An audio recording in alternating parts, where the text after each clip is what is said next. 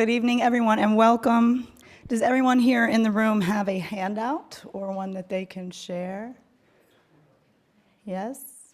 I want to mention before we begin to our online viewers who are tuning in via the Poetry Room's YouTube channel that there is a link in the video description to Ilya's handout so that you can access it at home.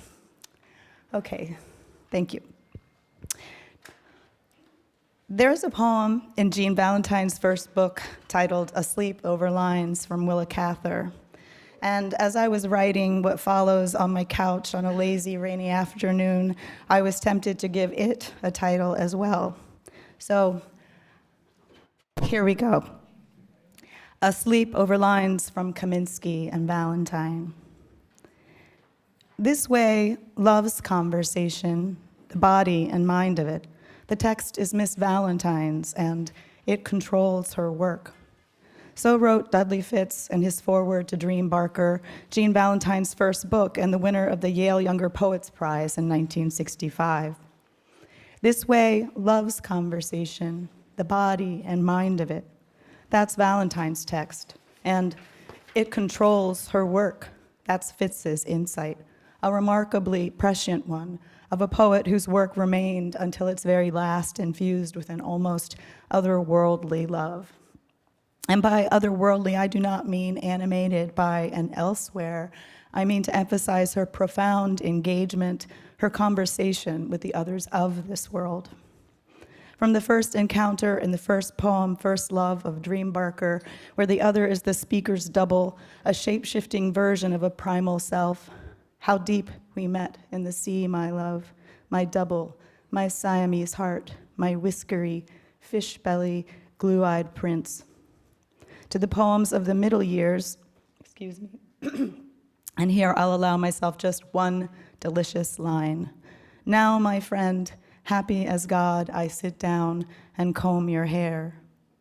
To the last, as in the poem Here, spelled H-E-R-E, which is the last of the new poems published posthumously by Alice James earlier this year.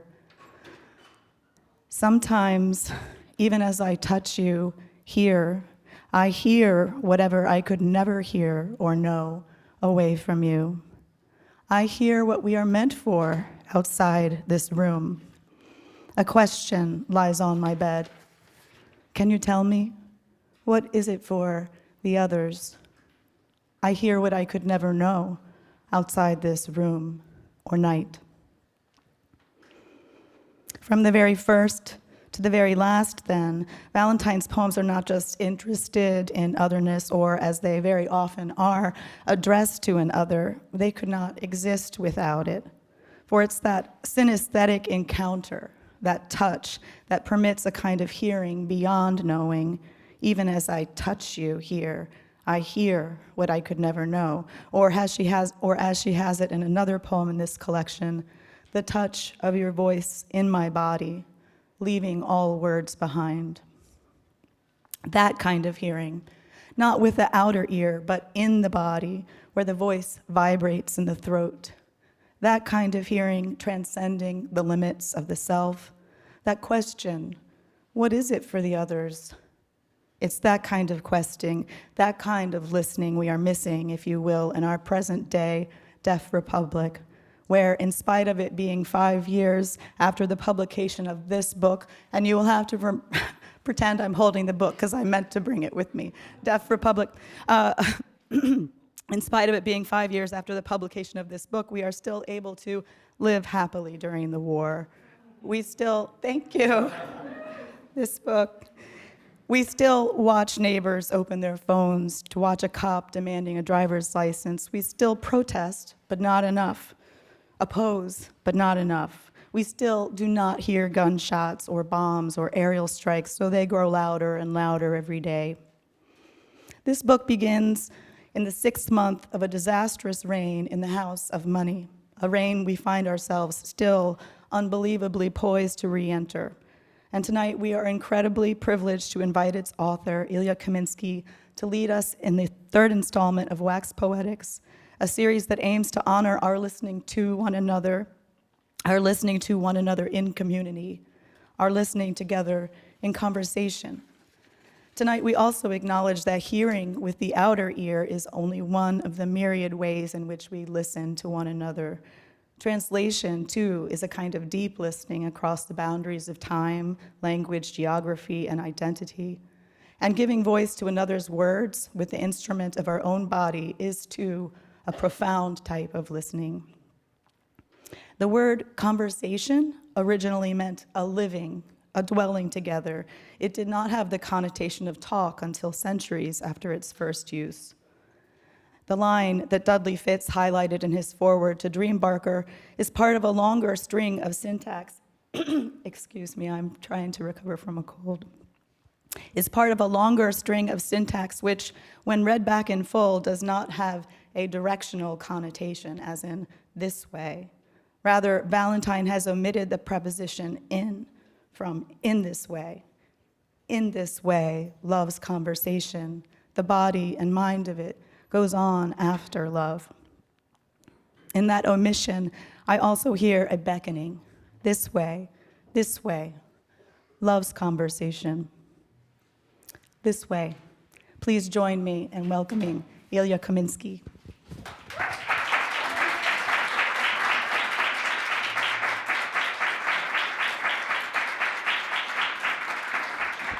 Thank you so much for welcoming me here so kindly, and with so much kindness that I really don't deserve, so thank you.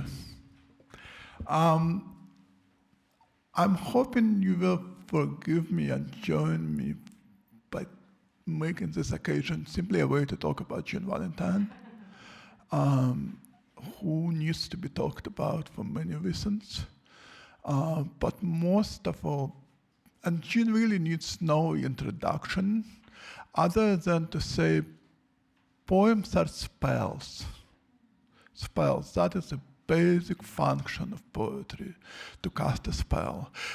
In our society, which so loves its power structure, we think of spell as to cast a spell on someone else, to overpower them with a spell. Whereas spells had been used through human history by our species as Tylenol, because we didn't have pharmacies for most of our species history. We had spells, literally. And poems still use that function. Poetry still is doing that. What do I mean? I mean, you read a poem and a poem casts a spell on you. So you have to go read it again. That's when you know it's a good poem. You remember it. It keeps calling to you. It changes in time, literally. You change in time with it. It becomes a kind of a graph for your changes, a sonic graph, an image graph, to register your changes. And I'm going to try to talk about Jean's poetry to show how it changes me and how it has changed for me, even in a relatively brief time since Jean passed away. I'm going to try to make a celebration, a community celebration, so I'll ask some wonderful poets and readers and family here to just read Jean's work with me. You all already have her poems in handout, I hope.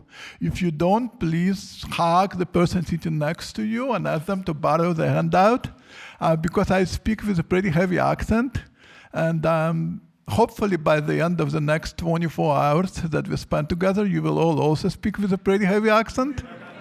But in case you don't wanna, you have a handout, okay?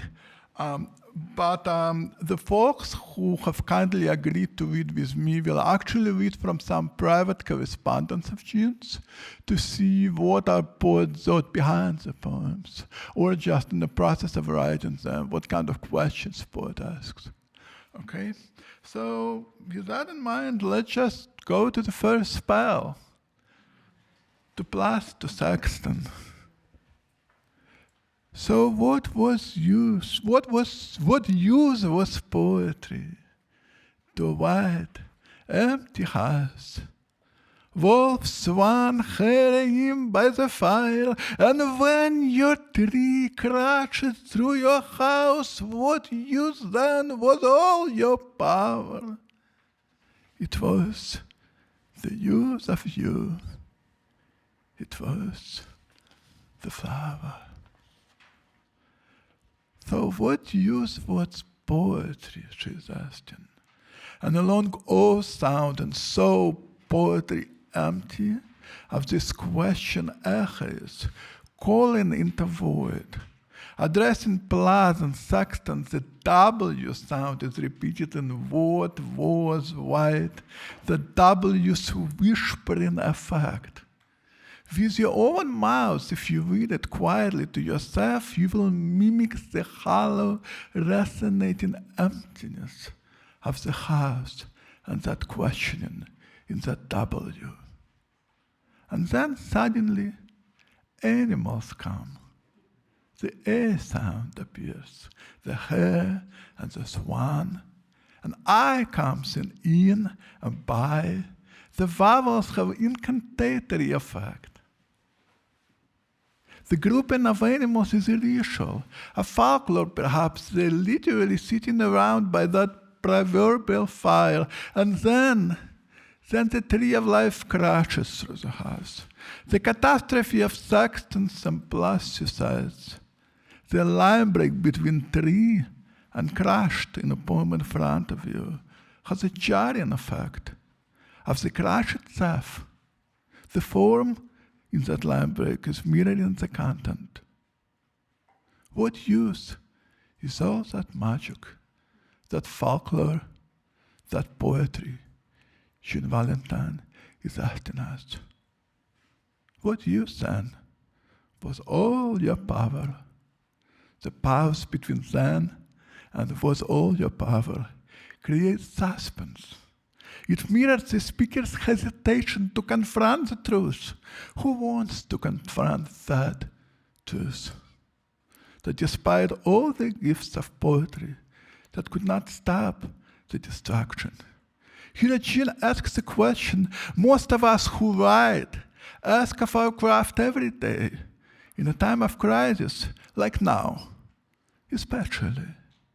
For all that it gives us, the art isn't enough.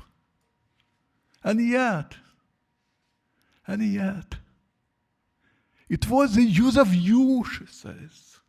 The act of creation itself is a point, she says. The double O sound, U sound, in use, you, links the words phonetically. The U sound of double O has note of finality. It mirrors the slow closing of the door. But before the door closes, we see how one thing, you, transforms into another flower. It is that flower Jean Valentine insists, despite the tragedy of what happens to Plas and Sexton, that flower, that transformation, that magic. It was God's the last word. What stays, despite the death, define death. As our lips close on the final R of the flower, the transformation is complete. To Plas, to Sexton. So what use was poetry to a wide, empty house? Wolf, swan, hare, in by the fire, and when your tree crashed through your house, what use then was all your power? It was the use of you. It was the flower.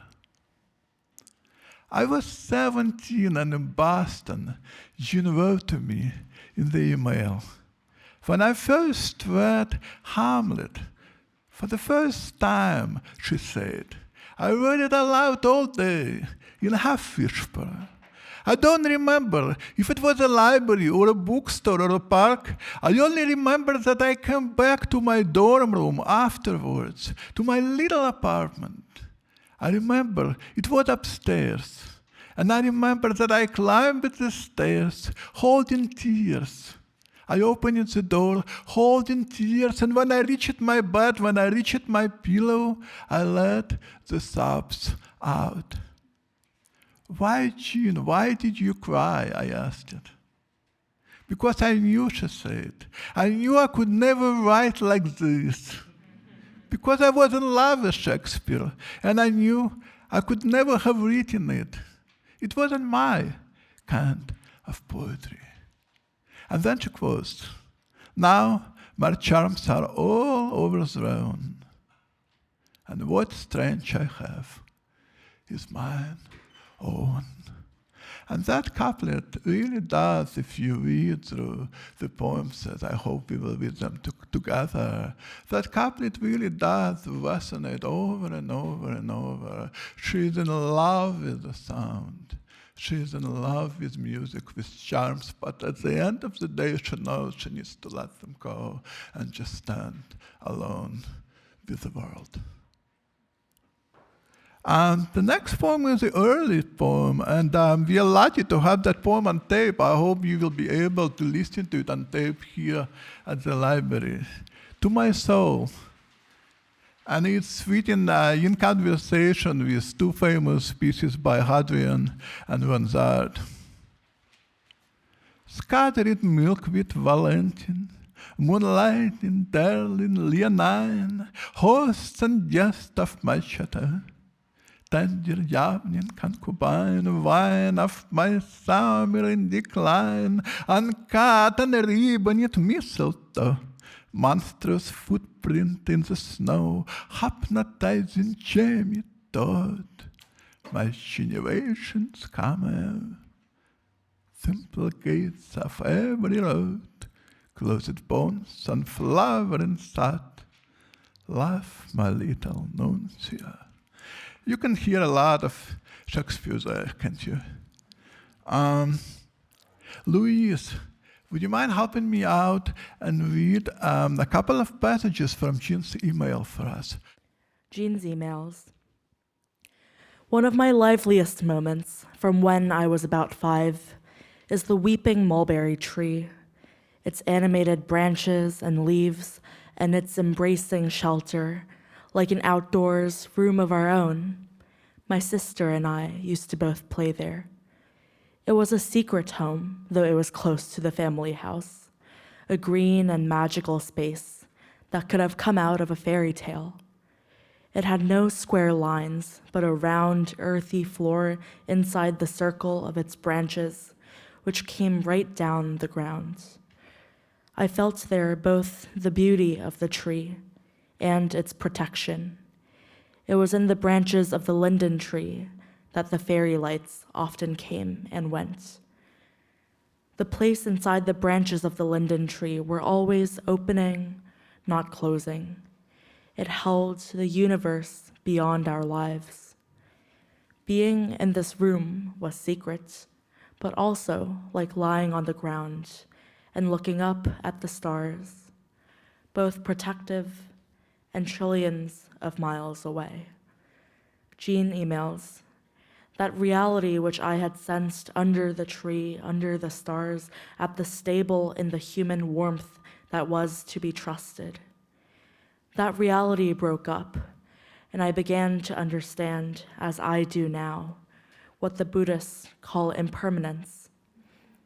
I've come to understand that earthly love is real, but lasting only in the unseen. Though, as it turns out, that is plenty. Thank you so much.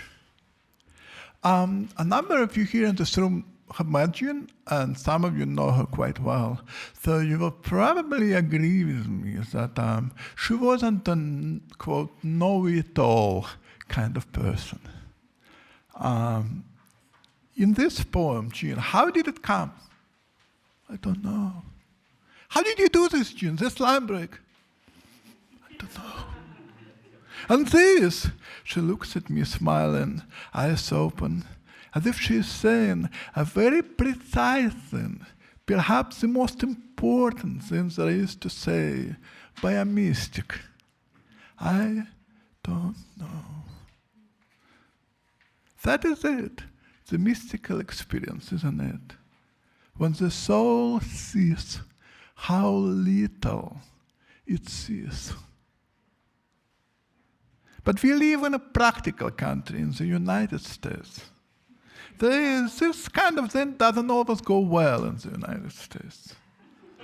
I remember a very tense moment after a question-answer session where Jean said, I don't know, maybe one time too many, and a slightly tipsy host at a dinner asked it with a kind of bratish regard, what is the distance between you and the professional writer?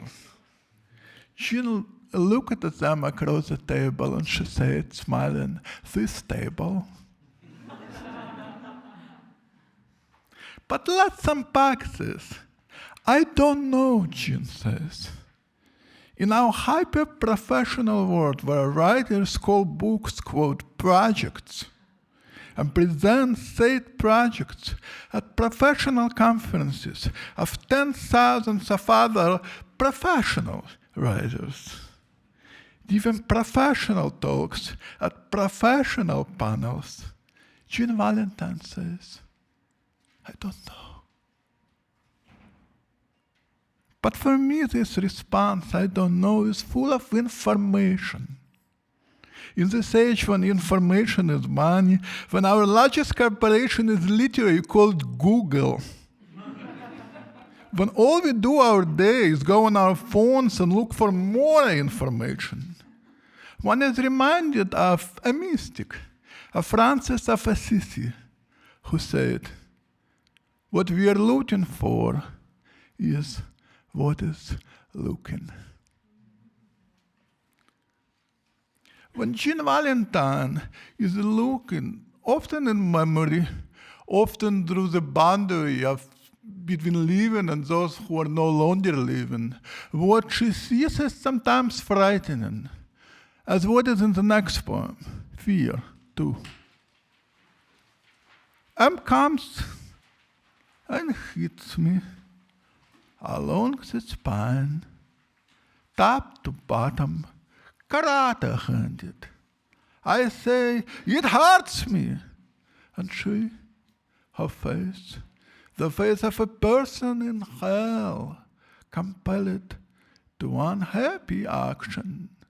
It hurts everyone.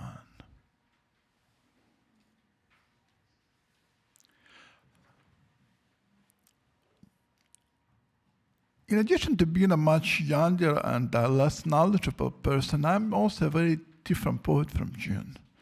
But one thing she and I agreed on from the very first moment is that art is not exactly self-expression, although it might contain or be a part of one. It's the expression of what is beyond the self. It hurts everyone, the poem ends. And yet there is so much strangeness, the intimacy of strange being, of being in presence of that which is beyond the self. The intimacy of strange being is what her poems give me. That sense of being in presence of what is beyond the self. I is a grammatical illusion, Jean used to say. Our body is composed of cells that pre-existed. Some of them will survive its last breath. There are millions of cells in constant havoc. No wonder a lyric poet writes in fragments. Alison, would you mind reading for us a piece from email? The first one. What is poetry for you, Jean? For me, Poetry is mostly silence. The deeper, the better. Thank you. But what did she mean by silence? I think she means the moments you feel the light gliding across cornea. The next poem is just 3 lines, to memory of David Calston. To memory of David Calston. Here is a letter I wrote, and the ghost letter underneath. That is my work in life. This tiny poem begins with 2 layers, the tangible material or the letter I wrote, and then the ghostly layer, the host letter underneath. The juxtaposition suggests the act of writing is a double agent. And it's always in Jean's poetry. The direct language is right in front of us, and yet it always has a spiritual, untold dimension. Here, however, the dash at the end of underneath, right in the center of the poem, is what leaves the reader suspended. The dash indicates something unresolved exists just beyond sight. That is my work in life, Jean says. And we know that the work here is not only to create tangible artifacts like letters or poems, but to recognize and give the voice to the host letter that haunts us who are still so far living, to the memory of David Calston. Here is a letter I wrote, and the host letter underneath. That is my work in life. Alison, would you mind the second one?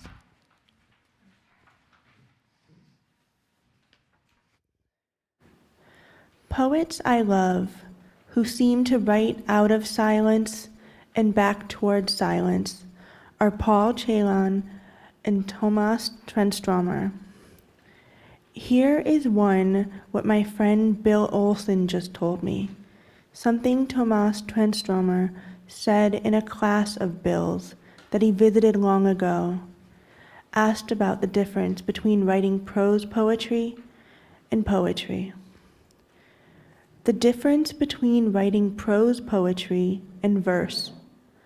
Writing prose is like walking, in that one foot is always on the ground. Writing verse is like running, in that at any given moment, both feet may be off the ground.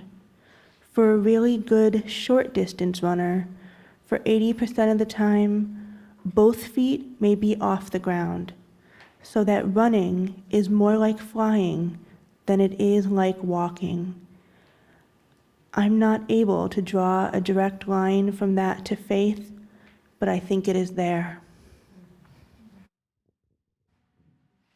Thank you so much. I'm not able to draw a direct line from poetry to faith, she says, but I think it is there. And it is there in the next poem, which is kind of a modern psalm. And like in one of the other poems I read just a moment ago, it's a little frightening. I came to you. I came to you, Lord, because of the fucking reticence of this world. No, not the world, not reticence. Oh, Lord, come, Lord, come. We were sad on the ground. Lord, come. We were sad on the ground. It's kind of a modern psalm, if you will. Christian, would you mind? Thank you so much. Jean emails. I was just trying to put into words in the question of the sacred compared to the ordinary sense of reticence, or even withholding in ordinary speech. Children, I think, would know what I'm trying to say. but it is very hard to put into words for anyone over maybe 4 or 5. The poem is just what you can somehow bring back. But you yourself know it is only a shred of memory, like beautiful wet stones from the beach, which dry.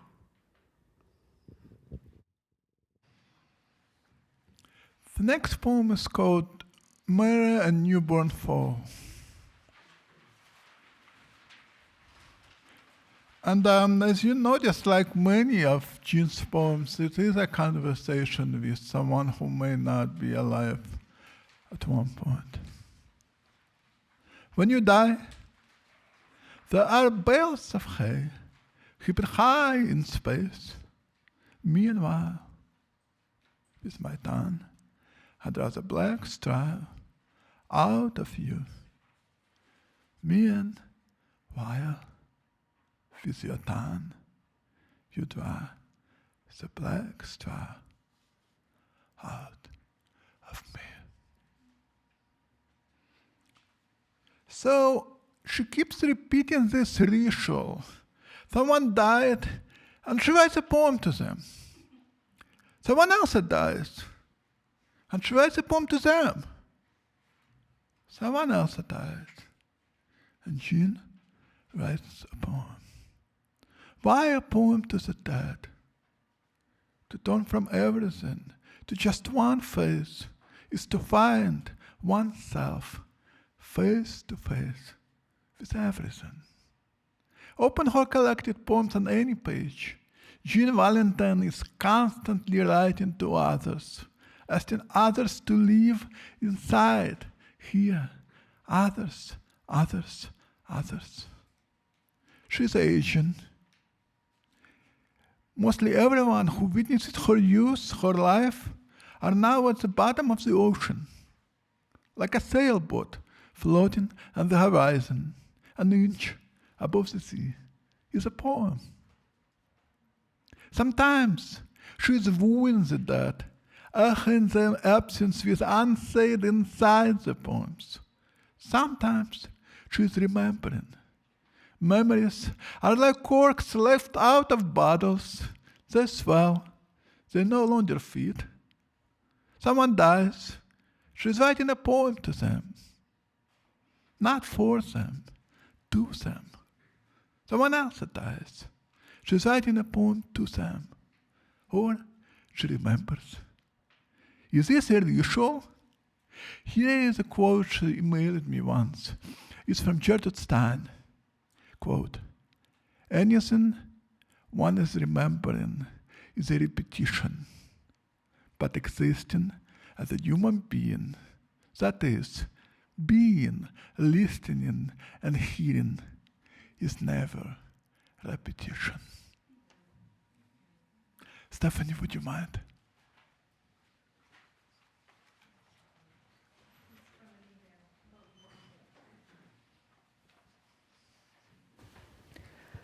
This is also from an email. When I say the poetry I like best is mostly silence, I mean that it seems to have come out of silence, to exist in the midst of silence, and to go towards silence. I guess my mind only feels interesting to me when I write the way I do at my most intense, swift, compressed. And I feel this more as I go along. My friends tease me sometimes that I will end up with nothing at all on the page. It would probably be hard to find a publisher for that.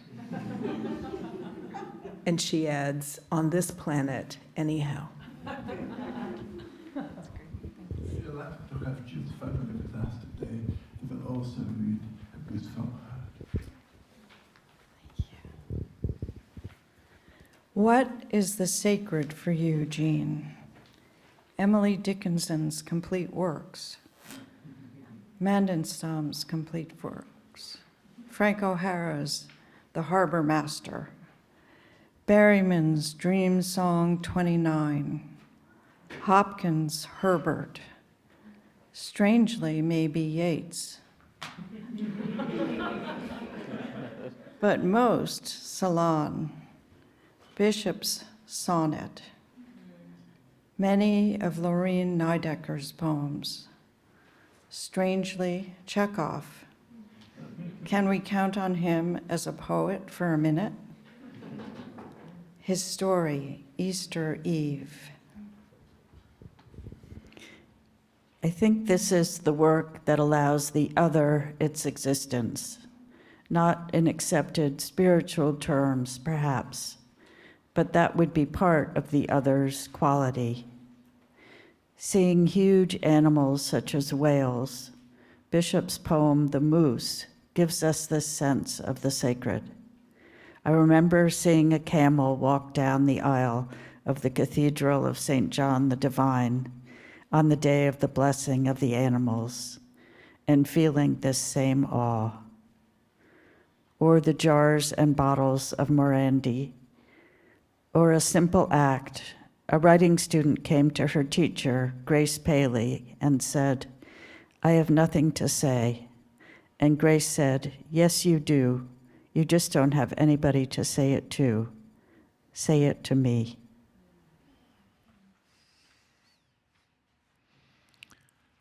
Here is probably my own personal poem, favorite poem of hers, called Elegy for Jane Kenyon. Elegy for Jane Kenyon. Jane is big with that, done, sad, and kind.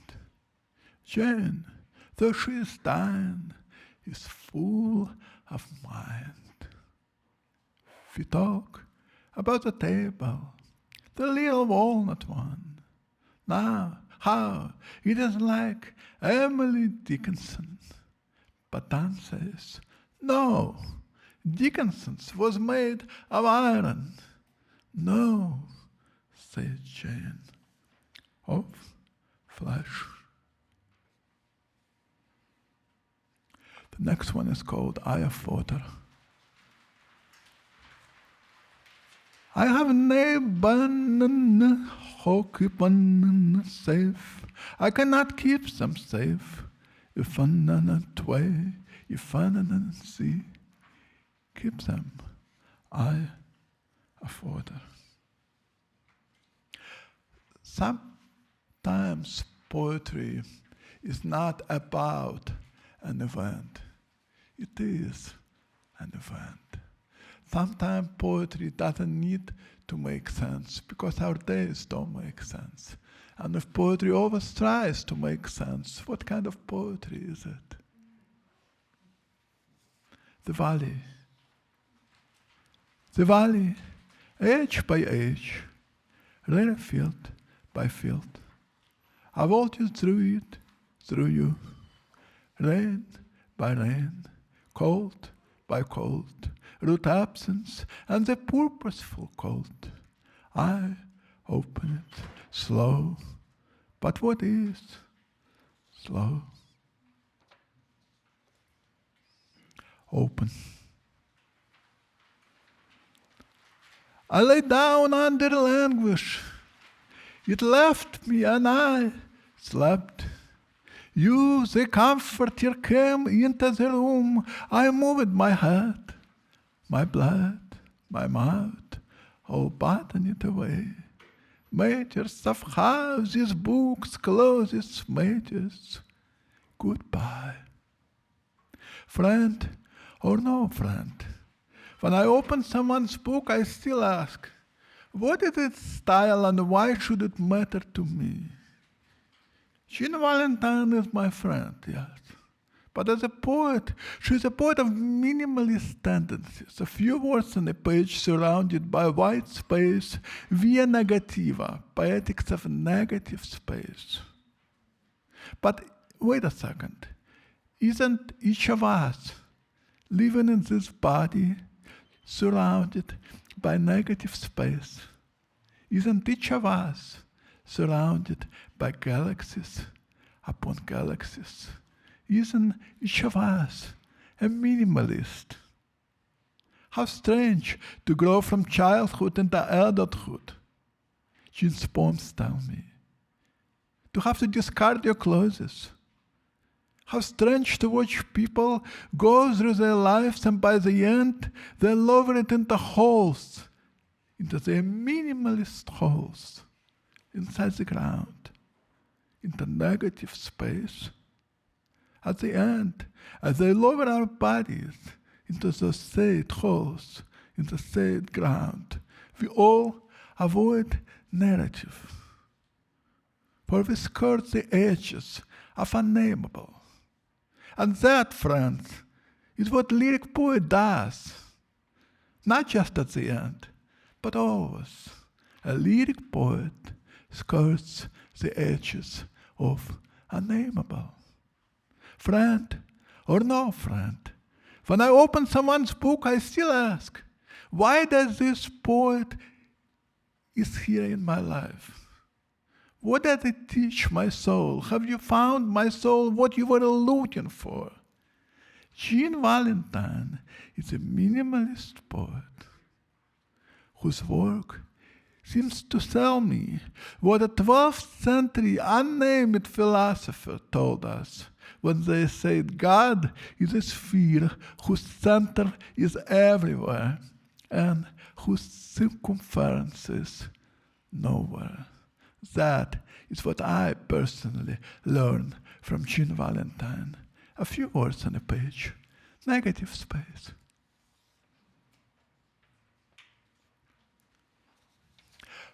I told you that her poems seem to change in time, in my experience. She was writing for all those people who were no longer alive, and now she's no longer alive. And as I open the book, I feel like the direction has changed. She is writing to the living. And that is what I will leave you with this final poem, for the living.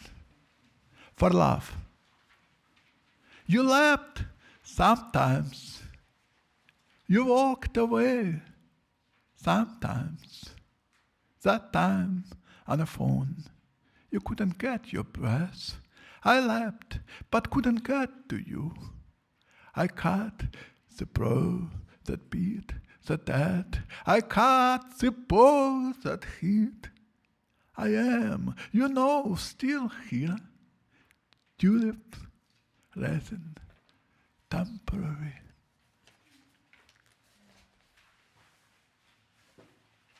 And that was Jean Valentine.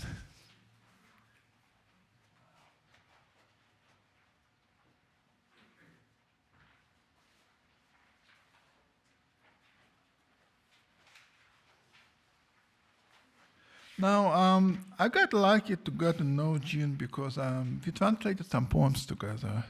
I don't have that much time to read all of the translations, but I read a couple. They're from Dark Elderberry Branch, poems of Tsvetaeva. And to call them translations would be one hell of a stretch. They're not really translations in any possible way I can think of.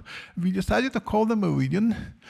They follow the meaning, but they really try to go into English of the translation, and they lose whole lot of sound of the original.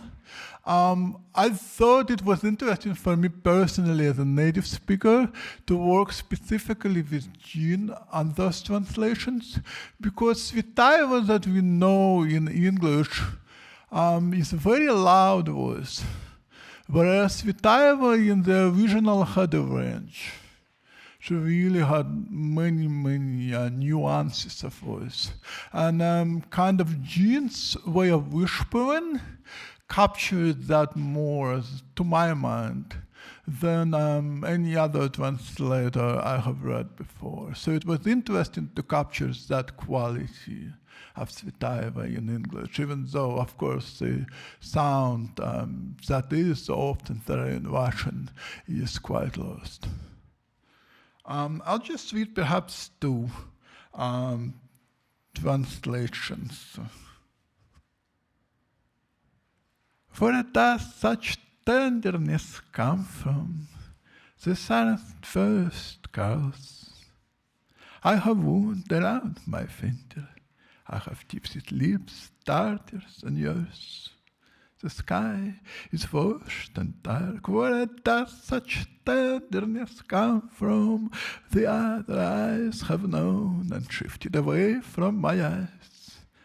But I have never heard words like this in the night. Where does such tenderness come from? With my head on your chest rest. Where does this tenderness come from?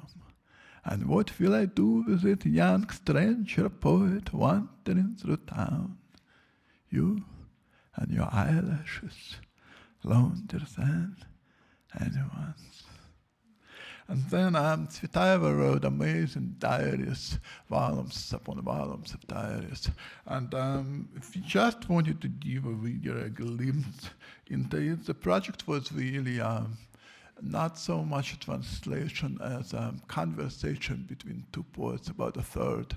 We thought we would read Tsvetaeva together for 2 years and then share what we found. So there were a few lines that we found from prose.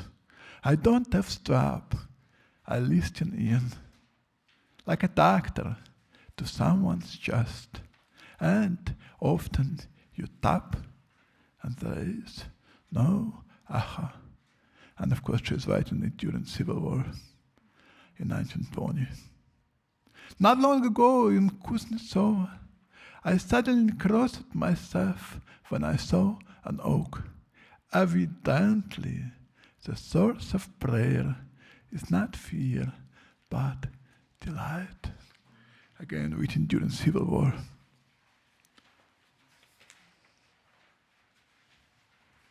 Let's skip a page and go to one of the unpublished pieces.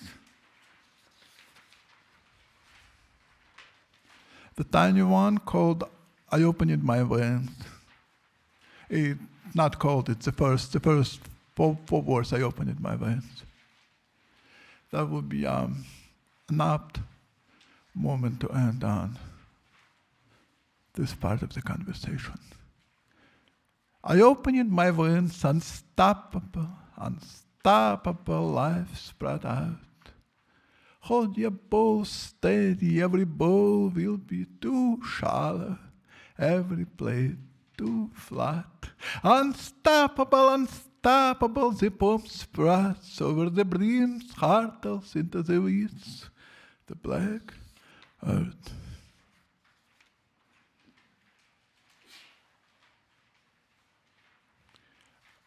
And then maybe one more, the final one of Tsvetaeva's, also unpublished in this translation.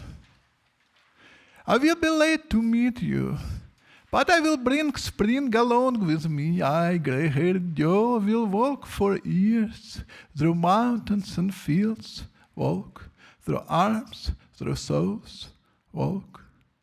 Our life on earth is long, our ruins blood, and each drop of blood is a cough. But always, every look, Ophelia's eyes in the weeds, just follows words and gulps down the silt. She threw a handful of rye away, and the cobblestones I flew straight up to love you. I buried myself in the sky. Tsvetaeva. That is all I got to say. I hope after we chat, how much time is it? Is that time? I'm trying to avoid it. I'm sorry. Okay. I'll read you some more poems. I will start in that case with translation from Ukrainian. A wonderful Ukrainian poet that Katie Ferris and I are translating right now. His name is Lesik Panasiuk. What you need to know about Lesik is that he's from Bucha. Some of you may have heard the name Bucha in the last few years on TV. Most horrific things of 21st century happened there during full-scale Russian invasion of Ukraine. the war in Ukraine is not the Russian invasion of Ukraine is not super popular in American TV right now. You don't hear about it anymore so much, but it is happening in full force, and it's as much in this room as it is in Ukraine, if you will, because our silence, our unwillingness to speak about it, is also war. So here is a poem which is very powerful, I think, about what happens to language in a time of war. By Leszek Panasiuk, in the hospital rooms of my country.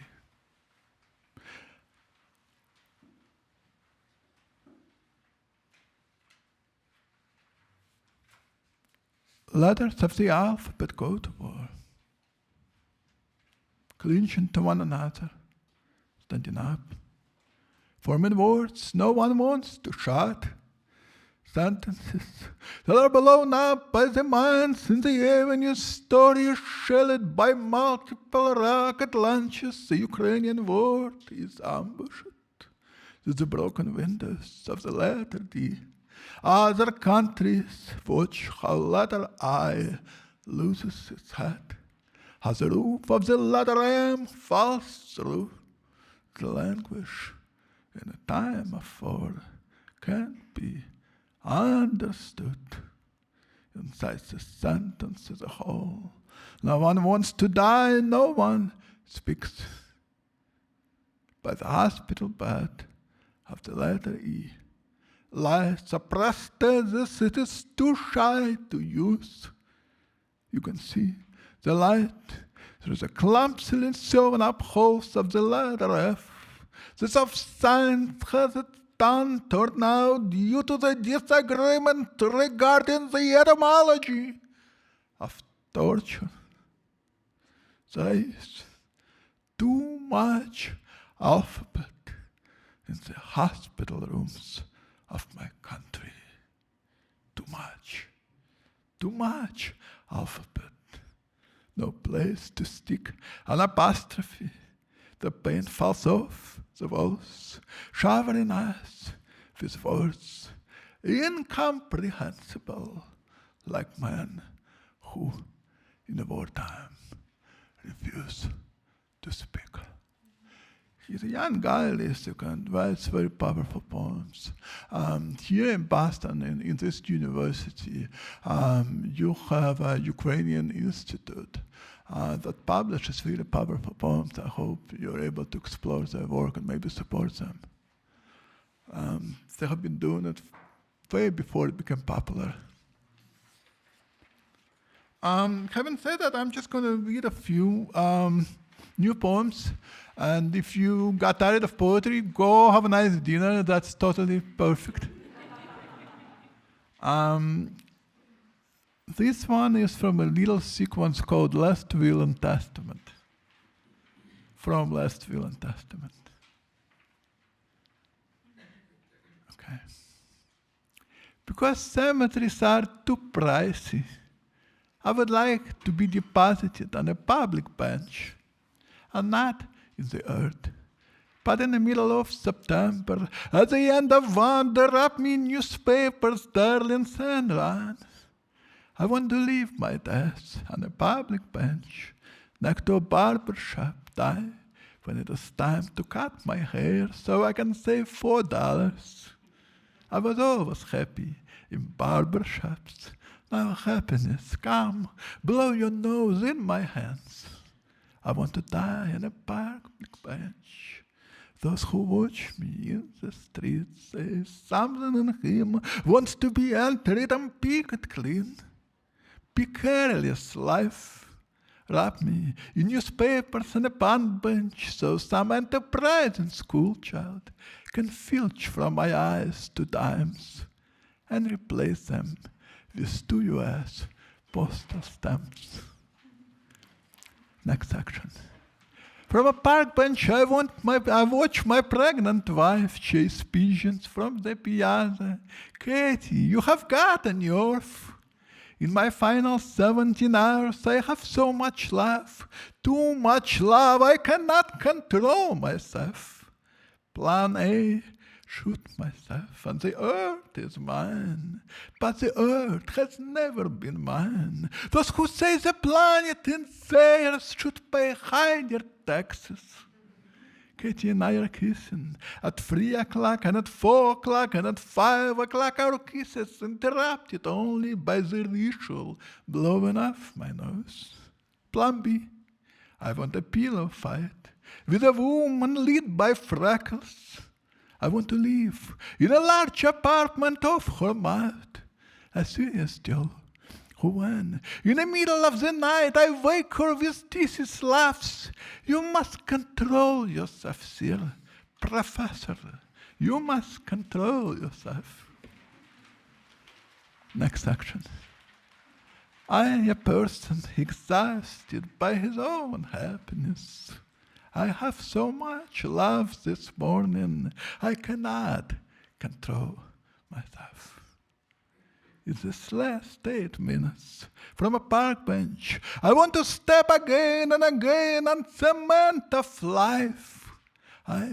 In this my 47 year of trespass on earth, watch death in a body that stands on a platform, watches death like a lone cross-country train transport a spark.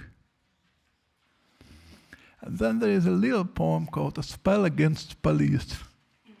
Those are popular spells these days. A spell against police. These officers is a common chickweed, cousin of a prickly sow thistle. If you lean your ear to her stem, you can hear yourself living.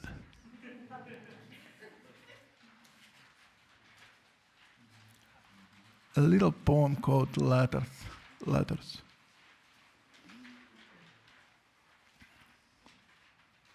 Snow has eaten 1/4 of me, yet I believe against all evidence. These snowflakes are my letters of recommendation. Here is a man first fallen and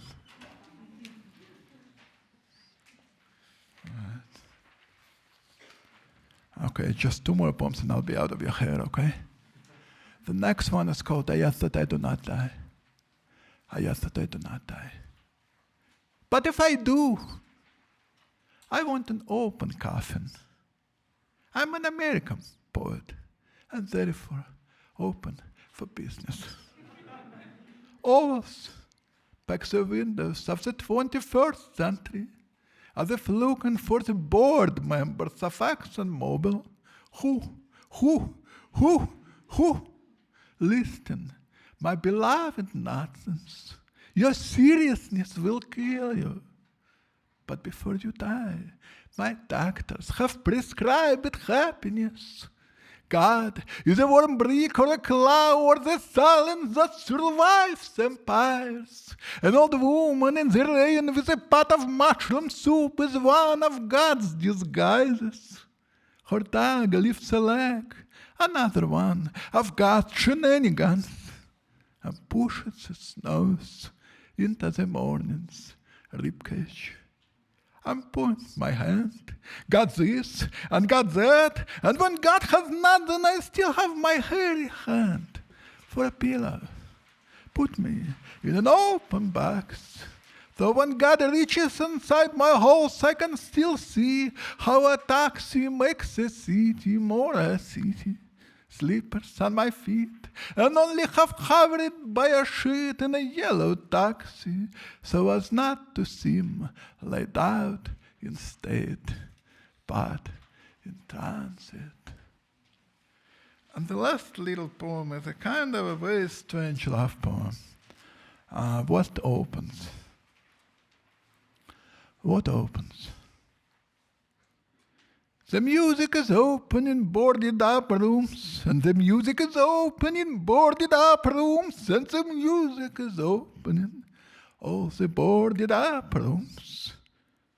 To the light in the yellow basement of the radiology labs, where the river left laps through the MRI, and Chiron watches the hours stain with the rings of coffee cups.